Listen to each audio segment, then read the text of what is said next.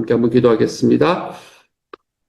하나님께서 우리에게 주시는 하나님의 사랑이 크고 또 놀랍습니다. 주님, 우리의 삶에 찾아와 주시고 돌입해 주시고 추적해 주셔서 하나님, 우리의 삶에 있는 모든 고난을 통해서 우리가 하나님과 결속되게 하여 주시고 하나님 동일한 고난을 통해서 내가 내 공동체와 결속될 수 있는 길을 열어주시니 감사합니다. 사랑하는 하나님, 하나님께서 우리가 그렇게 하나님 앞에 고난받고 아픔이 있고 고통을 받은 사람으로서 내 주님 앞에서 그 고난을 지나갔기 때문에 하나님 누군가를 위로할 수 있는 하나님의 사람으로 자라갈 수 있도록 도와주셔서 주님, 우리가 상처를 입었지만 상처 입은 것으로 인해 내가 치유자가 될 수 있었습니다. 하나님 앞에 고백할 수 있는 하나님의 사람들이 되게 하여 주옵소서. 주님, 날씨가 차가워졌습니다. 주님, 우리 식구들 다 건강 지켜주시기를 소망합니다. 또 오늘은 한국에서는 이제 설이 됩니다. 사랑하는 주님께서 은혜 더하여 주셔서 하나님 정말 이 설 기간에도 하나님 우리 한국에 있는 모든 식구들 다 강건할 수 있도록 주님 함께 하여 주옵소서. 모든 말씀 예수님 이름으로 기도드립니다. 아멘. 오늘 읽을 말씀, 하나님이 우리에게 주시는 말씀은 마태복음 14장 1절부터 12절까지의 말씀입니다. 마태복음 14장 1절부터 12절까지의 말씀입니다. 같은 목소리를 함께 읽도록 하겠습니다. 시작. 그때에 분봉왕 헤롯이 예수의 소문을 듣고 그 신하들에게 이르되 이는 세례 요한이라 그가 죽은 자 가운데서 살아났으니 그러므로 이런 능력이 그 속에서 역사하는도다 하더라. 전에 헤롯이 그 동생 빌립의 아내 헤로디아의 일로 요한을 잡아 결박하여 옥에 가두었으니 이는 요한이 헤롯에게 말하되 당신이 그 여자를 차지한 것이 옳지 않다 하였음이라.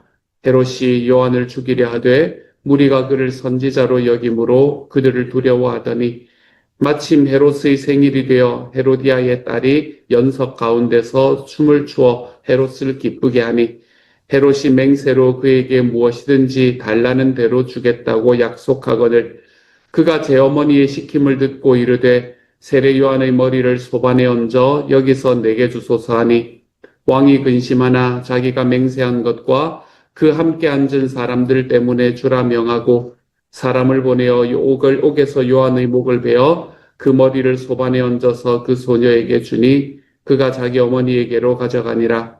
요한의 제자들이 와서 시체를 가져다가 장사하고 가서 예수께 아뢰니라. 아멘. 오늘은 다니엘 금식이 시작되는 첫날입니다. 우리 내일부터는 우리 다니엘 금식에 저희가 매일매일 묵상할 묵상거리들을 우리 새벽 예배 때도 묵상을 하고 그리고 말씀을 짧게 보는 시간으로 그렇게 가지려고 합니다. 오늘은 제가 미처 미치지 못해가지고 준비하지 못했지만 내일부터는 우리 묵상거리들을 새벽 예배 때 같이 보고 그리고 우리 말씀을 나눌 수 있도록 하겠습니다. 오늘의 말씀에서는 분봉왕 헤롯이라는 사람이 나타납니다. 우리 앞에서 이야기했던 이야기들이 살짝 일단락이 되고 그리고 이제 분봉왕 헤롯이라는 사람이 등장을 합니다. 성경에는 헤롯이 너무 많아서 우리가 헷갈릴 수가 있습니다. 성경에는 총 4명의 헤롯이 등장을 합니다. 먼저 성경에 나타나는 첫 번째 헤롯은 가장 유명한 헤롯입니다. 예수님께서 탄생하실 때 동방에서 온 박사들 그 사람하고 연결되어 있는 유대의 왕이었습니다. 그 사람들이 예루살렘 왕궁으로 왔을 때에 만난 사람이 바로 우리가 만날 수 있는 첫 번째의 헤롯이라는 사람입니다. 이 헤롯이라는 사람은 대헤롯이라고 불리기도 했었습니다. 이 사람은 대헤롯이라고 불리기도 했었고 또 헤롯 대왕이라고 불리기도 하는 사람입니다. 당시의 사람들에게는 굉장히 존경받는 사람 중에 한 사람이었죠. 원래 이 헤롯이라는 사람은 헤롯 대왕은 어떤 지역 출신이었나 하면 이 이두메라는 지역의 출신이었습니다. 그래서 이두메라는 지역에 있는 출신의 사람은 그때 당시에 이 전체의 지도자의 자리, 대왕의 자리, 왕의 자리에 올라갈 수가 없었는데 이제 거의 이방인 같은 사람으로서 그렇게 취급을 받던 사람으로서 이제 그때 당시는 이제 로마의 영향을 드디어 받기 시작을 했던 때였거든요. 그래서 로마의 그걸 했던 이렇게 베팅을 했던 것이 성공을 합니다. 이제 로마가 당시 자기 지역을 다스릴 거라는 확신 속에서 그 로마의 장군을 도와주었던 일들이 이제 빛을 보고, 그래서 이 사람이 그 나라의 왕으로 등극을 하게 되지요. 그리고 이 사람이 참 여러 가지 좋은 일들을 했었습니다. 물론 안 좋은 일들도 많이 했었지만 가장 대표적인 일이 이 예루살렘 성전을 중건했던 일을 이 사람이 감당을 했었죠. 이제 중건이라 하면 뭐 성전이 없었던 것이 아니니까 없었던 성전을 다시 지은 것은 아니고 이제 그것을 리노베이션 했던 거. 이제 그게 이 헤롯 대왕이 했던 일이었습니다. 그래서 예수님 시대에는 많은 사람들이 예루살렘에 오면 그 놀라운 성전의 모습을 보면서 놀래던 것이 당시의 일반적인 일이었습니다. 예수님의 이야기에도 그 이야기가 등장을 하지 않습니까? 성전을 보면서 제자들이 너무나 놀라고, 그렇게 놀라는 것들을 바라보면서 이게 지금 수십 년째 그게 한 100년 정도 지어지는 거거든요. 리노베이션이 끝나는 게 한 100년 정도 이어집니다. 그래서 이제 너무나 놀랍지 않습니까? 라고 이야기했더니 예수님이 성전을 허물어라, 내가 3일 만에 짓겠다. 이렇게 이야기하면서 김을 확 빼버리는 이제 그런 일들이 또 우리가 성경에서 볼 수 있습니다. 그 사람이 첫 번째 헤롯입니다. 이 첫 번째 헤롯은 헤롯 대왕이라는 사람입니다. 그런데 이 사람이 예수님이 태어나던 해에 이제 목숨을 잃게 됩니다. 목숨을 잃게 되고, 그리고 헤롯이라는 사람은 그 예수님 시절 때 딱 이야기가 되고는 끝입니다. 그리고 헤롯이 세 사람이 더 등장을 합니다. 오늘 본문에서 나오는 사람, 이 세례 요한의 목을 베개한 사람, 이 헤롯이라는 사람은 헤롯의 아들 중에서 헤롯 안티파스라는 사람입니다. 이 헤롯 안티파스라는 사람인데 대부분의 복음서에 나오는 이 헤롯은 바로 이 사람입니다. 헤롯 안티파스라는 사람입니다. 헤롯 안티파스라는 사람은 어디에 분봉왕이었나 하면 이제 이 사마리아와 그리고 이 갈릴리 전체를 다 담당을 하던 이제 분봉왕이 바로 헤롯 안티파스라는 사람이었습니다. 그래서 헤롯이라는 사람은 바로 이 사람이고요. 사도행전 12장의 말씀을 보면 또 헤롯이 나옵니다. 그 사람은 사도 야고보도 죽이고 사도 베드로를 옥에 가두는 사람으로 이제 헤롯이라는 사람이 등장을 하는데, 이 사람은 이 헤롯 대왕의 손자였던 헤롯 아그리파 1세라는 사람입니다. 헤롯 아그리파 1세. 이 사람이 또 등장을 하고요. 그리고 이 사람은 결국에는 나중에 벌레에게 잡혀서 죽음을 당하게 된다. 벌레에 물려서 죽음을 당하게 된다라고 이야기가 나오죠. 그리고 마지막으로는 사도행전 26장에 또 헤롯이라는 사람이 나타납니다. 이 사람은 사도 바울이 베스도 총독에게 신문을 당할 때 아그리빠 왕이 함께 있었는데, 그때 그 아그리빠 왕, 이 사람이 바로 헤롯 아그리빠 2세라는 사람입니다. 그리고 이 사람은 아까 보았던 헤롯 아그리빠 1세, 이제 헤롯 대왕의 손자였던 그 사람의 아들이었습니다. 그러니까 헤롯 대왕으로 보면 증손자가 있었죠. 증손자. 이 사람들만 있었던 게 아닙니다. 성경에서 헤롯이라는 사람이 등장을, 그 이름으로 나오지는 않지만, 헤롯 안티파스, 우리가 이제 이 사람이 대체로 우리 헤롯이라 그랬잖아요. 그리고 이 사람이 나중에 예수님 십자가와 연결되어 있는 헤롯도 바로 이 헤롯입니다.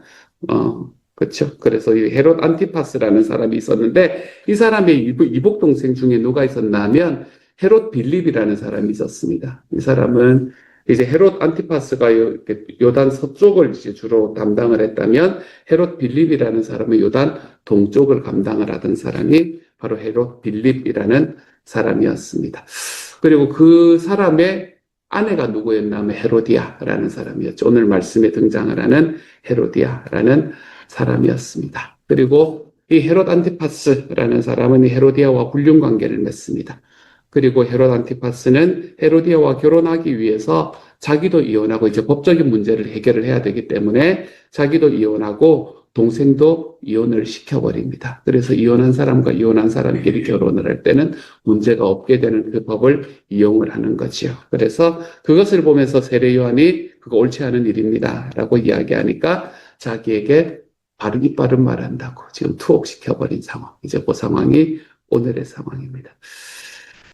그래서 분봉왕 헤롯이 예수의 소문을 듣고 이제 분봉왕 헤롯이라는 사람은 헤롯 안티파스라는 사람이라는 것을 알겠죠. 그렇죠? 그러면서 이 사람이 이야기를 하는데 이는 세례 요한이다. 그가 죽은 자 가운데서 살아났으니 이러므로 그런 능력이 그 속에서 역사하는도다. 이 세례 요한이다라고 하는 이야기가 갑자기 이 사람의 입에서 나온 이유를 이제 대충 감을 잡으시겠죠. 지금 이 사람은 세례 요한을 잡았다는 것 때문에, 잡아 넣었다는 것 때문에 가슴이 두근반세근반 하고 있는 겁니다. 자기 견딜 수가 없어서 이제 투옥을 시켜놓기는 했는데 이걸 어떻게 해야 될지도 잘 모르겠고 지금 가슴이 두근반 세근반 하고 있는 상황 속에서 이 세례 요한과 거의 비슷한 사역을 하고 있다라는 예수의 소문을 들었더니 이 사람이 세례 요한이 지금 나가서 뭔가 신비한 능력으로 나가서 사역을 하고 있는 거구나라고 생각을 하게 되는 거죠. 그러면서 그 이유에 대해서 설명을 하는 게 3절부터입니다. 전에 헤롯이 그 동생 빌립의 아내, 여기 빌립이라는 사람이 나오죠. 이 사람도 헤롯이라 그랬습니다. 헤롯 빌립이라는 사람이라 그랬습니다. 그 동생 빌립의 아내 헤로디아의 일로 요한을 잡아 결박하여 옥에 가두었다. 그게 안 되는 일이다 라고 이야기했더니 이제 그것 때문에 기분이 나빴던 거죠. 그래서 요한을 잡아서 옥에 가두게 됩니다. 이제 그런 일들을 감당을 했죠. 그리고는 이제 그날 헤롯이 생일이 되어가지고 헤로디아의 딸이 춤을 춥니다. 헤로디아를 워낙에 좋아했긴 했겠죠. 그렇죠? 그러니까 어쨌든 동생도 이혼을 시키고 자기도 이혼을 하고 막 이러면서 같이 결혼하려고 했겠지요. 그래서 그 딸이 연석 가운데서 연회석입니다. 연석이라는 건 연회 가운데서 춤을 추어서 헤롯을 기쁘게 하니까 뭐든지 달라는 대로 주겠다라고 이야기를 했더니 이 딸이 이제 살로메라는 딸인데 이 살로메가 자기 엄마의 이야기를 듣고 참 놀라운 이야기를 하죠. 세례 요한의 머리를 소반에 얹어서 여기서 내게 주십시오라고 이야기를 합니다. 그리고는 왕이 그대로 해서 요한의 제자들이 시체를 장사하고 예수께 아랬다. 아마 세례 요한 이후에 예수님에게 그것이 사역이 연결될 거라는 것을 누구나 다 알고 있었던 것 같아요. 그래서 예수님께 아랬다라는 이야기가 오늘의 말씀의 내용입니다. 이 헤롯 안티파스라는 사람을 가만히 생각해 보면 참 불쌍하다라는 생각을 참 많이 하게 됩니다. 그때 당시에 분봉왕, 그것도 두 지역을 다스리는 분봉왕이었거든요. 굉장히 큰 능력을 가졌습니다. 그때 당시에 동쪽에 있는 지방이 데가볼리하고 이두메 이제 이쪽에는 별로 크게 능력이 없는 그런 지역이었거든요. 그쪽에는 이제 농경지가 별로 없었기 때문에 별로 나라가 그렇게 부강하지 않은 곳이었습니다. 이제 요단 서쪽이 이제 주로 부대였는데 그 요단 서쪽에서 유대 지역은 그걸 하지 않았나 이제 분봉왕을 그때 당시에 파견을 하지 않았었거든요. 총독이 다스리고 있었단 말이에요. 그거 제외를 하고 나머지 두 지역의 전체 분봉왕이었기 때문에 당시에 유대 지역 전체에서는 가장 능력이 있던 사람이었습니다. 가장 높은 사람이었어요. 가장 높은 사람이었는데 계속 두려움 속에 떨고 있는 걸 보게 됩니다. 권력을 가지고도 계속 두려움에 떱니다. 세례 요한이 아닌가 두려움에 떨고 자기의 이야기를 자기가 말을 했는데 그 말을 한 걸 지키지 않는 걸 사람들이 보고 나를 비판하면 어떡할까 이런 두려움에 떨고 하나님 앞에서는 하나님 앞에서는 정직한 일에 대해서는 자기 이야기를 하나도 지키지 않는 사람. 이상하게 자기 이야기에 대해서는 그렇게 또 고집을 피우는 모습을 또 보게 되는 것도 오늘의 말씀 중에 하나입니다.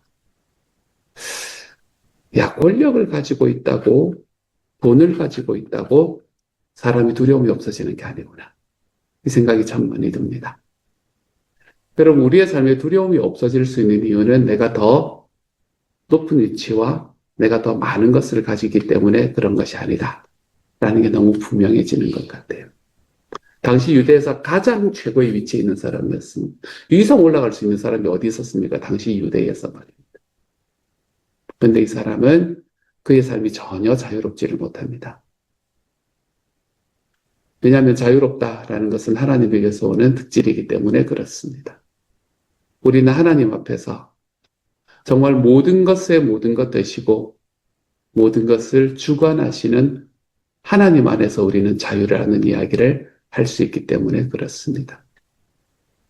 우리는 많은 경우에 나에게 묶여 있습니다. 헤롯이 자기의 말에 묶여 있었듯이, 자기가 가지고 있는 생각에 묶여 있었듯이, 기분 나쁘다. 이걸로 당시에 있던 그 중요한 지도자 중에 한 사람을, 백성들의 지도자 중에 한 사람을 옥에 가두어 버리지 않습니다.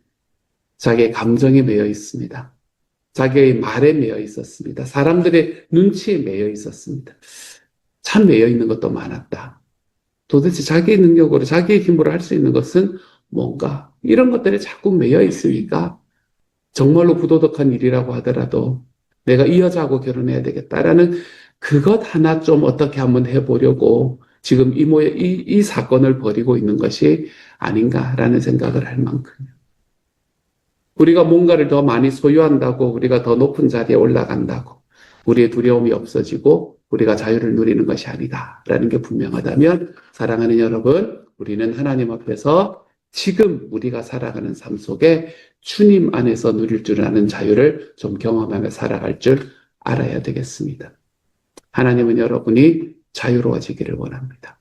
어디서 자유로워지기를 원하냐면 여러분 안에 있는 욕심으로부터 좀 자유로워지기를 원합니다. 여러분 안에 있는 불의함으로부터 좀 자유로워지기를 원하십니다. 그리고 하나님이 가장 자유로워지기를 원하시는 것은 여러분 안에 있는 두려움과 근심으로부터 좀 자유로워지기를 원합니다. 여러분 두려워하지 마십시다, 여러분. 사람들의 눈치, 내 삶에 일어나는 내 삶의 상황들, 현상들, 여러분 이런 것 때문에 너무 두려워하지 마십시다. 제가 몇 주간 이야기를 해오고 있는 게 그거지 않습니까? 주님은 불 속으로 우리의 삶을 찾아 돌입해 오시고 주님은 불 속으로라도 우리의 삶을 쫓아 추적해 오신다라는 거지 않습니까? 우리의 삶을 추적해 오시고 우리의 삶으로 돌입해 오시는 하나님이 우리의 하나님일진데 여러분 우리가 하나님 앞에서 두려움과 매임 속에서 살아가지 않았으면 좋겠습니다. 하나님께서 우리에게 주시는 그 하나님의 은혜를 말미암아 내 삶에 있는 나의 욕망과 나의 욕심, 내 삶에 있는 다른 누군가의 눈에 대한 이 인식, 우리가 이런 것들로부터 좀 자유로워져서 하나님 안에서 우리 주님 때문에 더 행복해지고 우리 주님 때문에 더 자유롭게 우리의 삶을 기쁨으로 살아낼 수 있는 하나님의 사람이 되어 가십시다. 비교하지 마십시다, 여러분. 죄송한 비교는 하지 마십시다. 누구는 그렇던데, 누구 아내는 그렇던데, 막 이런 거.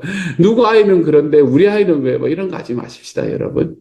하나님 안에서 비교 좀 내려놓고, 하나님 안에서 내 삶에 다가오는 두려움과 근심들 좀 내려놓고, 우리 하나님께서 내게 주시는 하나님의 은혜를 조차 좀 더 자유로움으로, 내 하나님 앞에 좀 더 담대함으로 걸어가 볼 수 있는 하나님의 사람이 되어서 주님과 함께하는 나의 결단으로 내 삶을 기쁨으로 이어나갈 수 있는 저와 여러분이 되어 가실 수 있기를 우리 주님의 이름으로 축복합니다.